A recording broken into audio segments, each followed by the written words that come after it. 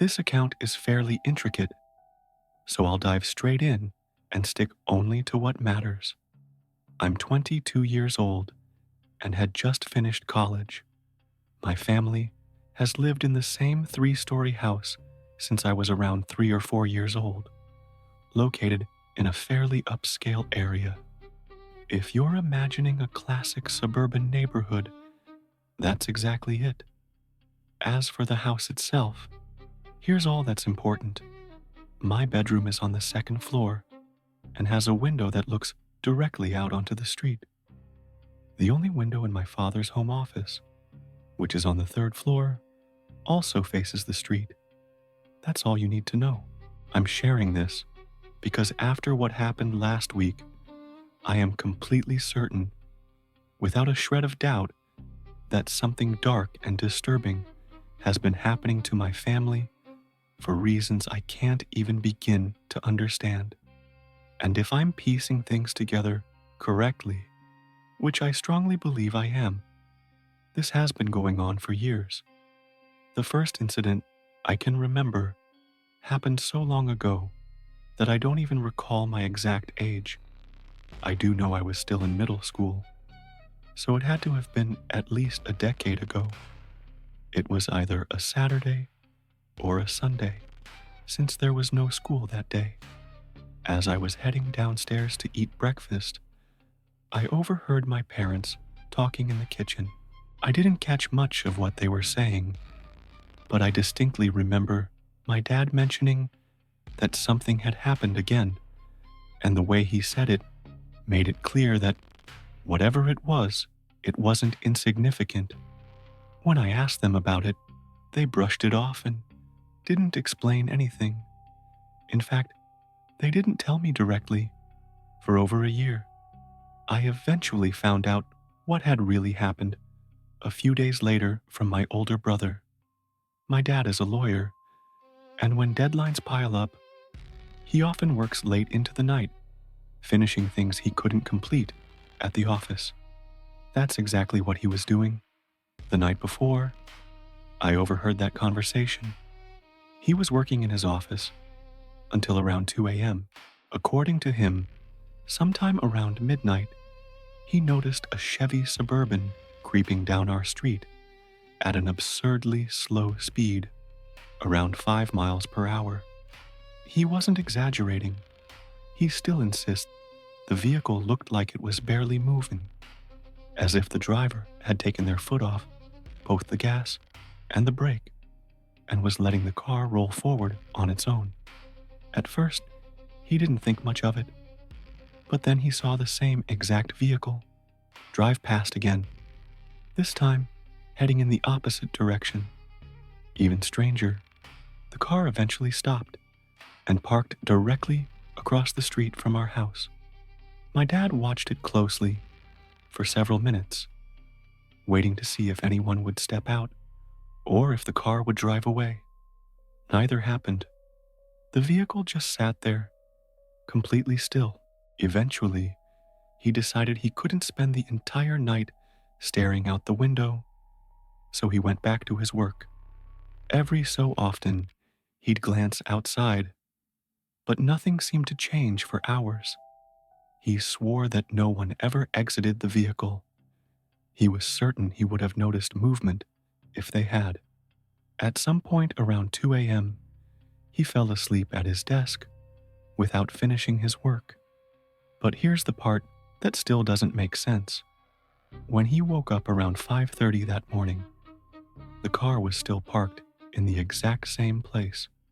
Whatever happened while he was asleep is unknown, but he said seeing that car still there shocked him so badly that he thought he might still be dreaming. The vehicle finally left before sunrise, and even after my dad finished his work, he was too shaken to go back to sleep. Later on, I learned that this wasn't even the first time he had noticed cars slowly driving back and forth on our street late at night. But this was by far the most unsettling instance. For several years after that, no one in our family gave it much thought. The most reasonable explanation was that someone had simply fallen asleep in a strangely coincidental spot. At worst, it could have been someone cruising through quiet, affluent neighborhoods to scope out houses. Fast forward a few years. I was 15 years old, a sophomore in high school. This second incident stands out much more clearly in my memory, partly because it happened more recently, and partly because I experienced it firsthand. I was up late in my room making beats, something I did frequently back then. As I mentioned earlier, my bedroom window faces the street, and since my desk sits right in front of it, I always have a clear view outside. I was absorbed in my music with my headphones on when something outside caught my attention. It was a brief flash of light, clearly unnatural and definitely not my imagination. I turned toward the window and saw something deeply unsettling. There were multiple cars, at least 3 of them, moving slowly down the street. On its own, that wouldn't have seemed alarming. But then I realized the people inside the cars were shining flashlights at the houses. That explained the flicker I'd noticed. Frozen in a mix of confusion and dread, I watched as the person in the first car swept their flashlight across the neighboring house. Then, the beam moved toward my house. When I realized it was about to pass directly by my window, I instinctively ducked below the sill. Less than 2 seconds later, I saw the light spill across my ceiling for a brief moment before everything went dark again. I stayed crouched for about 20 seconds before slowly peeking back up. By then, the cars were already much farther down the street. I watched as they reached the end of the road and turned away. It's probably easy to imagine how shaken I felt. Sleep didn't come easily that night. The next morning, I told my parents everything. As a family, we agreed the most logical explanation was that it had been a group of criminals scouting houses, likely searching for empty ones that would be easy to break into. After that, my dad installed a Ring camera and added security cameras with motion-activated lights in our backyard. I can't say for certain, but I believe my parents also spoke with some of our neighbors to find out if anyone else had experienced anything similar. A couple of years later, something else happened. While contractors were doing landscaping work in our backyard, one of them claimed to have discovered a small hidden camera concealed inside a bush near the fence. It was tiny, no larger than a car key, but there was no doubt it was a camera. It ran on batteries, which were long dead by the time it was found. There was no SIM card or memory card inside, meaning it wasn't storing footage locally or transmitting data on its own. However, that didn't rule out the possibility that it had once been streaming video live to a nearby device while it still had power. My dad believed the most likely scenario was that someone had been parked close enough to receive a live feed until the battery died. Why anyone would go through the effort of hiding a camera on our property only to abandon it remains a complete mystery.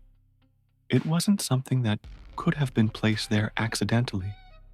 My dad was furious, but he couldn't determine when the camera had been planted or who was responsible. Even after reviewing months of security footage, everything that had been recorded and saved, we found nothing. I was convinced one of my friends had played a prank, but after relentlessly questioning all of them, no one admitted to it.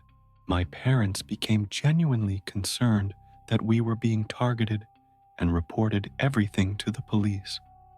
But with the level of security already in place, there wasn't much more they could realistically add. For a while after that, nothing else happened. It wasn't like we were living in constant fear. Life just went on, the way it usually does. The next thing worth mentioning occurred a few years after the camera was discovered. Our immediate next-door neighbors moved out, and their house was occupied again incredibly quickly. It sat empty for no more than a few weeks, at most. That wasn't really the strangest thing. The area I live in has always been considered a prime spot for raising families. Still, I quickly realized that the new arrivals weren't parents at all, just a fairly young couple without kids. Given how big the house was, I remember thinking that was a little strange, but I figured maybe they intended to have children someday, or simply wanted a lot of space for themselves. After they settled in, though, I noticed on multiple occasions that they were watching our backyard from an upstairs window, always at odd times, either very early in the morning or late into the night. At first, I assumed they had some kind of desk or office up there like my dad does, and they just happened to be sitting near the window. But then I realized they were never seated. They were always standing, which ruled out that idea. I knew it sounded like paranoia, but I've always been the type to notice details. If someone behaves in a way that's unusual, I'm probably going to pick up on it. Still, I didn't dwell on it too much. I mostly found it slightly entertaining that our neighbors seemed so interested in the shape of our yard or whatever else they were staring at. One evening, while I was walking my dog down the street, I happened to glance over and saw my neighbors through their large kitchen bay window. They were sitting at the table, and for the first time since they'd moved in, there was someone else with them. The man had very striking features. He was completely bald, extremely built, and had the thickest eyebrows I'd ever seen. The three of them were just sitting there, talking. Nothing strange about that. But then, almost as if they realized I was looking, the woman abruptly crossed the room and closed the curtains. She didn't actually peer out at me. None of them did. Still, I couldn't get rid of the feeling that she covered the window because she somehow sensed I was watching. Either way, the man stuck in my memory. His face was unforgettable. I don't really know how else to put it. All right, so if you're still listening, you're probably assuming I'm some kind of paranoid lunatic. Honestly, I'd be thinking the same thing. But I never would have shared this if what happened next hadn't occurred. Like I mentioned earlier, all of this resurfaced last week. So, several years after the last incident I described a few moments ago, my family went on a trip to Paris. My older brother had been with his girlfriend for a long time, and everyone pretty much expected him to propose while we were there, since her family was traveling with us too. A few days into the trip, we ended up at some random bar. Everyone was there. Me, my parents, my brother's girlfriend, and her parents. We were all sitting in a booth, having drinks and enjoying the conversation. I was about halfway done with mine, half listening and drifting off, when I casually looked across the room. There was a man sitting alone in a booth, slowly sipping his drink and scanning the bar. Something about him felt familiar, but I couldn't place it right away. Then it suddenly clicked. It was the same man I'd seen sitting at my neighbor's kitchen table years ago. That couldn't be possible. I didn't want to believe it. What were the odds that someone from my neighborhood would be in the exact same bar as my family, in an entirely different country? I tried to convince myself it was just a coincidence, but the longer I looked at him, the more sure I became. Then he noticed me staring. We held eye contact for what felt like an eternity, though it was probably only a few seconds. He knew, I knew, and he knew that I knew. I could feel it. Without finishing his drink or settling the bill, he stood up and walked away, disappearing from view. I quickly excused myself and tried to follow him, but I couldn't figure out where he went. Eventually, I returned to the table, doing my best to push down the sick feeling in my stomach, telling myself that he just happened to be vacationing at the same time as us was the only way I could get through the rest of the evening without losing my mind. A few days later, we were out doing the usual tourist activities. It was broad daylight, and we were just wandering the city when I saw him again. The same man. I can't properly describe how shocking it was. If the first encounter could be dismissed as chance, this completely destroyed that explanation. He was standing maybe 50 feet away, taking photos with a camera that looked professional. I couldn't be certain, but it seemed like the lens was aimed in our direction, even though there was a well-known landmark behind us. I watched as he turned down a street corner and vanished from sight. That was when I finally told my parents everything. I shared every detail and insisted that I wasn't imagining things. To my surprise, they believed me, my dad especially, and he even brought up the idea of ending the trip early. We didn't do that, but the rest of the vacation was miserable. Once we were home, my dad reviewed all the security footage we had stored, but nothing came up. I honestly don't know what to think anymore. I don't know who these people are or what they want from us, but I'm convinced they've been watching us for more than a decade now, which sounds insane. And I have this terrible feeling that things are only going to get worse. I live close to Angel National Forest. I've been hiking those trails for years, and I know them well enough that I don't usually worry about getting turned around or anything like that. I'm at ease out there. The night all of this happened, I'd received some bad news earlier in the day. The kind of news that makes it impossible to sit still inside your house. Some people drink when they're upset. Others call someone to talk. I go hiking. I headed out around 8 o'clock. I wasn't planning a long or difficult trek. I just needed to clear my thoughts.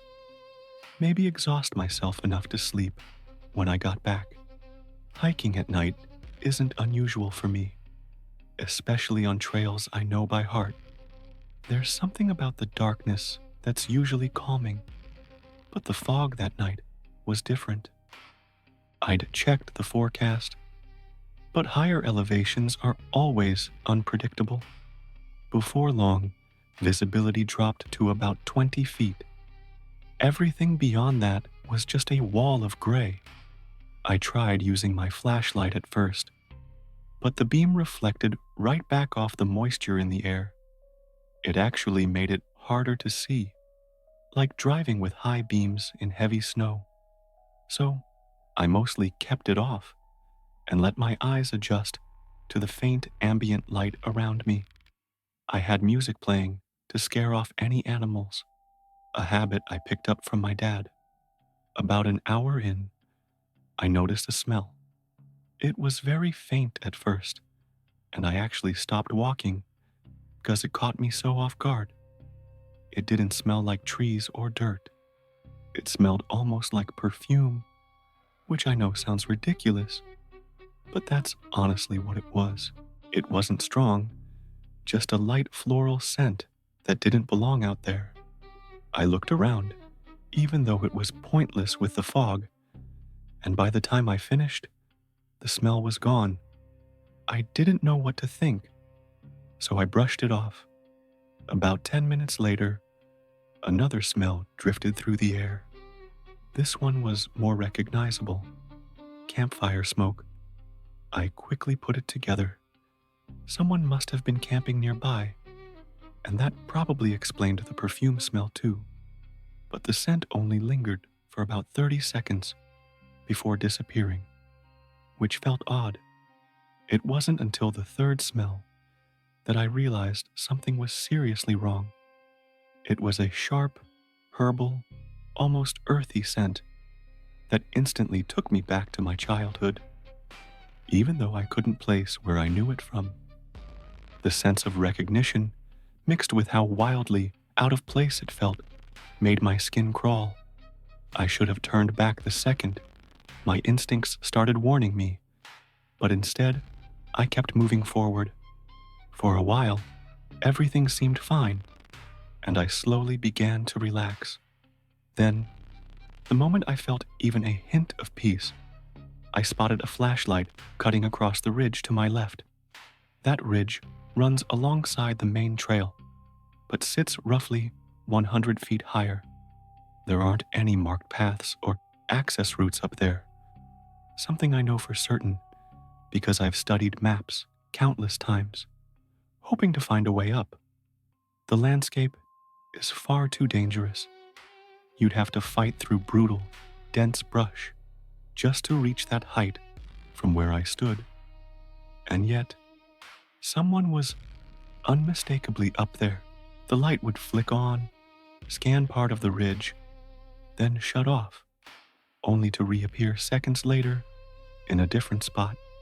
Right then, it hit me that listening to music had become a serious mistake. I shut it off immediately and focused on listening. Whoever was up there was whistling. That alone isn't strange, but it terrified me. If I could hear their whistling, they absolutely would have heard the music blasting in my ears earlier. By then, I was miles deep into the trail. Turning around was still the smart move, but I resisted. There was a small overlook ahead that I knew well, so I convinced myself I'd rest there and sort things out. The moment I arrived, though, I saw something that multiplied my fear instantly. A small stone sculpture rested on a flat rock near the edge of the overlook. I knew exactly what that signified. I stood up immediately, spun around, and began heading back the way I came. Then, without warning, I heard fast footsteps rushing toward me from straight ahead. There was no mistaking it. These were human footsteps, not an animal's. I didn't even have time to process what was happening. They were so close that running wasn't an option. All I could do was brace myself and prepare to defend myself. And then, just as suddenly as they came, the footsteps stopped cold. It was absolutely terrifying. I stared into the thick fog, but nothing emerged. Part of me was convinced the person who had rushed me was now standing completely still, just outside my line of sight. But that made no sense. If I couldn't see them, how did they know exactly where I was? I waited a few more seconds before pulling out the switchblade I always carried for safety. I stayed frozen in place, waiting, expecting an attack, a sound, anything. Instead, there was nothing. Complete silence.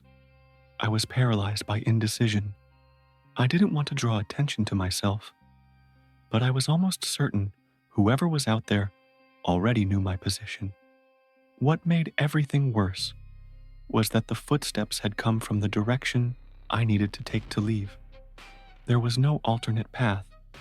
If I wanted out, I had to walk straight toward wherever that person had come from. I couldn't stay there forever. Eventually, I forced myself to move. I fully expected to run into someone at any moment, though I had no idea how I would react if I did. As I pushed deeper into the fog, I started thinking maybe whoever had been there had slipped away without making a sound. The anxiety was unbearable. Every few minutes, I was convinced I heard an extra step or two, like someone was following directly behind me, matching my pace. I kept glancing over my shoulder, but all I ever saw was fog. This went on for about a mile. It was the most nerve-wracking mile of my life. I was sure I was being hunted. Then, without warning, something exploded through the brush behind me. The noise was so loud it made me jump. This time, I couldn't stop myself. I yelled out in pure panic. I spun around toward the sound, but once again, I saw nothing. At that moment, I truly believed I was going to die in those woods. I started running. I don't know why I waited so long, but once I started, I didn't stop until I reached my car. The entire time, I heard crashing behind me. I was being chased. No doubt about it, but I didn't care. It still feels like a miracle that I made it back alive. I didn't go hiking again for months, and I never learned what truly happened that night. This happened nearly 20 years ago, when I was 15. My parents were in the middle of a brutal divorce, and my mom decided it would be best if I spent a few weeks with my great Aunt Lucy in rural Vermont while they handled the legal mess. I wasn't excited about being sent away to stay with a relative I barely knew, but I didn't have much say in the matter. Aunt Lucy lived in a huge Victorian house that had been converted into apartments sometime in the 1960s. She owned the entire building, renting out the top 2 floors while living alone in the expansive first-floor unit. The house was stunning in a very old-fashioned sense. High ceilings, original hardwood floors, ornate trim around every doorway, like something straight out of a movie. What struck me as strange right away was that Aunt Lucy avoided certain areas of her own apartment. She had a massive master bedroom filled with antique furniture and tall windows. Yet she chose to sleep in a small den off the living room. I asked her about it once, and she casually said the bedroom got too much morning sunlight. I foolishly asked if I could sleep there instead, and she shot me a sharp, disapproving look. Back then, respecting your elders was basically law, so I dropped the subject and didn't want to upset her again. During my first few nights there, I kept hearing what sounded like someone walking around in the apartment above us.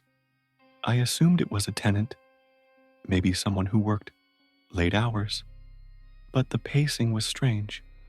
It sounded deliberate, back and forth, like someone endlessly walking the same path. After about a week, I finally mentioned it to Aunt Lucy during breakfast. She gave me a strange look and said the second floor had been empty for over a month.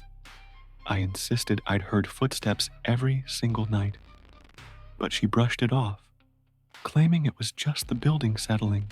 That explanation didn't sit right with me, but I didn't push back.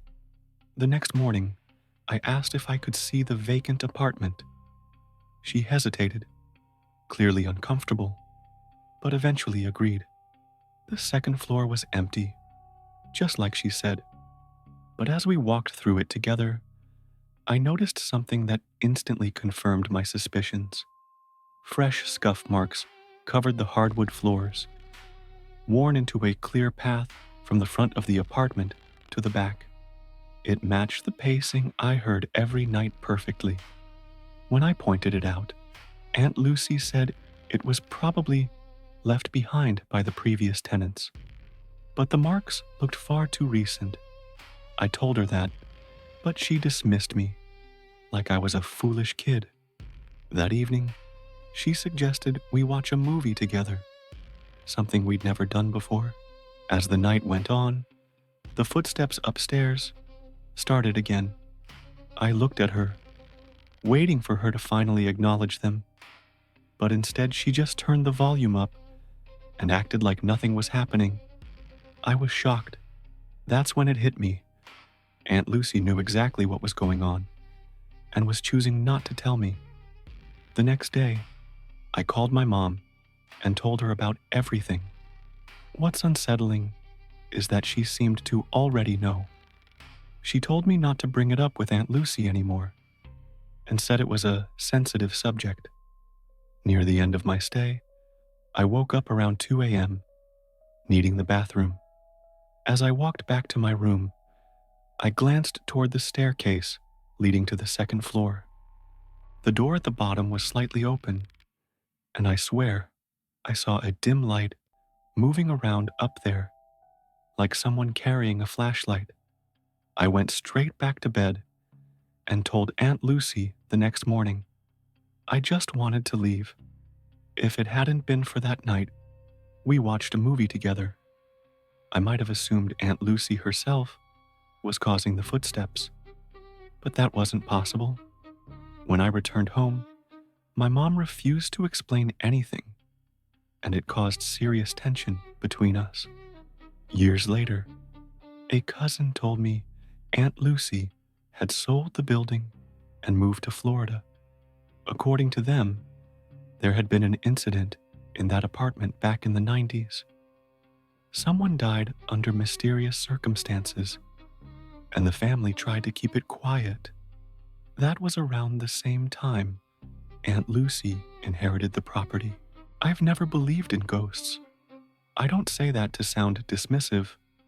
I genuinely don't. I think it's a lazy explanation for things we don't understand.